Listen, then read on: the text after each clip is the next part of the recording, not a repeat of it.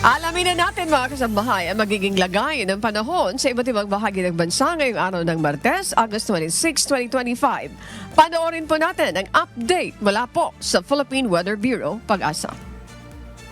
Magandang umaga at live mula dito sa Pag-asa Weather Forecasting Center. Narito na ang lagay na ating panahon ngayong araw nga ng Martes, August 26, 2025.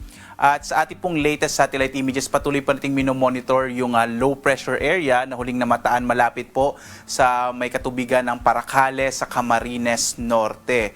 Sa ngayon, hindi pa rin naman natin inaalis yung posibilidad na ito ay maging bagyo, bagamat medyo bumababa na po yung posibilidad na iyon, lalo't malapit na ito sa kalupaan ng ating bansa. Kung sakali man na maging bagyo ito, posible po within the day lamang po ito at eventually ay manghihinan or ito ay magdi-dissipate na rin habang kumikilos pa hilagang kanluran. At ito ang magdadala pa rin, itong low pressure area pa rin ang magdadala ng mga pag-ulan, partikular na nga sa malaking bahagi ng silangang bahagi ng Luzon, partikular na sa may area ng Bicol Region, gayon din sa may area po ng Quezon, Aurora, Rizal, kasama din ang ilang bahagi po ng Mimaropa. Samantala, inaasahan pa rin natin yung mga pag-ulan na dulot ng southwest monsoon o habagat, partikular na sa may area naman ng Palawan at gayon din dito sa may nalalabi pang bahagi ng Mimaropa. Ito po yung Occidental at saka Oriental Mindoro. Inaasahan natin malaking bahagi nga ng Luzon, kasama na dyan yung Metro Manila, Central Luzon at Southern Luzon at maging bahagi ng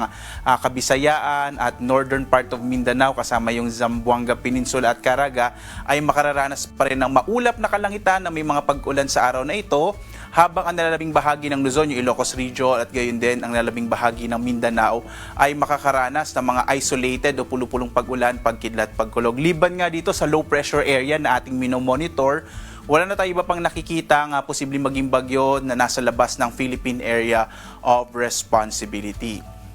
At as of 5 a.m. nga po, naglabas tayo ng weather advisory. Yung weather advisory, ito yung inaasahan natin na potensyal ng mga malalakas sa mga pag-ulan, katamtaman hanggang sa malalakas sa mga pag-ulan, around 50 to 100 millimeters po yan ng mga pag-ulan. Partikular na mapapansin nyo ito sa mga lalawigan sa may silangang bahagi ng Luzon. Partikular na itong Bicol Region, yung mga lalawigan ng Camarines Norte, Catanduanes, Camarines Sur, Albay, Sorsogon at Masbate. Makakaranas din po ngayong araw ng mga hanggang malalakas sa mga pag-ulan ang bahagi ng Quezon Province, Laguna, Rizal, Bulacan, Aurora at Isabela. Ito po ay dulot ng low pressure area na ating minomonitor. Habang ang hangin habagat ay magdadala rin ng hanggang malalakas sa mga pag-ulan ngayong araw sa bahagi ng Palawan, Antique at Occidental Mindoro. So mga kababayan, sa mga nabanggit po na lugar na ito, mag-ingat sa mga potensyal, sa mga posibilidad ng mga biglang pagbaha o mga flash floods at pagguho ng lupa or landslides. Bukas naman, inaasahan pa rin natin yung epekto ng low pressure area na hindi natin inalis yung posibilidad na maging bagyo, bagamat posible po short-lived lamang, ay magdadala pa rin ito ng mga pag-ulan sa may bahagi ng Camarines Norte, Camarines Sur, maging sa mga lalawigan ng Quezon, Rizal, Bulacan, kasama na rin yung Nueva Ecija at Aurora. Ang hanging habagat bukas ay magdadala rin ng mga pag-ulan sa bahagi ng Palawan, Occidental at Oriental Mindoro, Antique at Negros Occidental. Kaya mag-ingat din po sa mga posibilidad ng mga pagbaha at mga pagguho ng lupa. Pagdating po ng araw ng Huwebes, inaasahan natin na wala na masyadong magiging epekto yung low pressure area. Maaari na po itong malusaw, habang ang hanging habagat pa rin ang magdadala ng mga pag-ulan naman sa Palawan at Occidental Mindoro. So sa mga kababayan po natin sa Palawan at Occidental Mindoro, inaasahan natin the next 2 to 3 days magpapatuloy yung hanggang malalakas sa mga pag-ulan na dulot ng habagat. Kaya mag-ingat po, lalong-lalo na nga sa potensyal ng mga pagbaha. Ngayong araw, inaasahan nga natin malaking bahagi ng Luzon ay makararanas ng mga pag-ulan hanggang mula Katamtam hanggang sa Kumis ay malalakas sa mga pag-ulan dulot ng low pressure area at ang hanging habagat, partikular na sa may bahagi nga ng Cagayan Valley, Cordillera, dito sa may Central Luzon, ang Metro Manila, Calabarzon, Bicol Region at Mimaropa. Mag-ingat nga po sa potensyal ng mga flash floods and landslide. Habang ang nalalabing bahagi ng Luzon, partikular na nga itong Ilocos Region, makararanas naman ng mga pulupulong pag-ulan, pagkilat, pagkulog or generally din po ay fair weather sa may area ng Ilocos Region. Agwat ang temperatura sa Lawag, 25 to 31 degrees Celsius sa bahagi ng Baguio, 16 to 23 degrees Celsius sa Metro Manila, 24 to 29 degrees Celsius sa Tuguegarao hanggang 29 degrees Celsius sa Tagaytay naman, 22 to 29 degrees Celsius habang sa Legazpi, 24 to 29 degrees Celsius.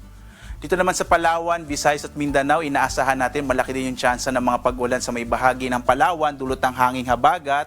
Agwat ang temperatura sa Calayan Islands 24 to 30 degrees Celsius habang dito sa may Puerto Princesa nasa 25 to 31 degrees Celsius. Malaking bahagi din ng Kabisayaan ay makararanas sa mga pag-ulan dulot ng low pressure area at ng hanging habagat.